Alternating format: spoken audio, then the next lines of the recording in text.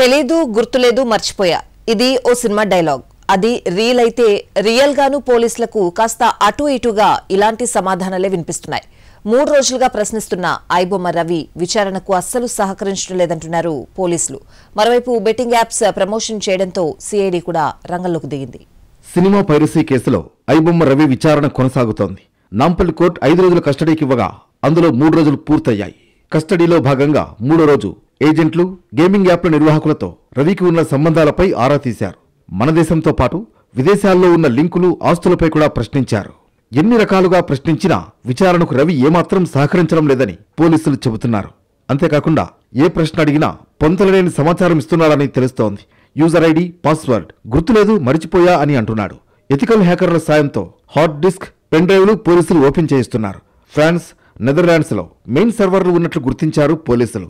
Bank ఖాతాల వివరాలపైన ఐబొమ్మ రవి నోరు విప్పలేదు. Ravi account list ఇవ్వాలని బ్యాంకులకు మెయిల్ చేశారు పోలీసులు. ప్రతి 20 రోజులకోసారి ఒక్కో దేశానికి రవి వెళ్లినట్లు గుర్తించారు. రవి పర్యటించిన దేశాల్లో ఉన్న పైరసీ లింకుల కూపీలాగుతున్నారు పోలీసులు. సైబర్ నేరాల కోసం ఐబొమ్మ సైట్ ను వాడుకుని ఉంటారని పోలీసులు అనుమానిస్తున్నారు. సినిమాల సేకరణ, సైట్లో అప్లోడ్కు సంబంధించిన అంశాలపై ఆరా తీస్తున్నారు. అలాగే ఈ వ్యవహారంలో ఎవరెవరు సహకరిస్తున్నారు, రవి వెనక ఎంతమంది ఉన్నారనే విషయాలపై పోలీసులు ఫోకస్ పెట్టారు. కొత్తగా విడుదలైన సినిమాలను ఎలా సేకరిస్తారు, ఐబొమ్మ సహా మిర్రర్ సైట్లలోకి ఎలా అప్లోడ్ చేస్తున్నారనే అంశంపై ఇవాళ 4వ రోజు ప్రశ్నించే అవకాశం ఉంది.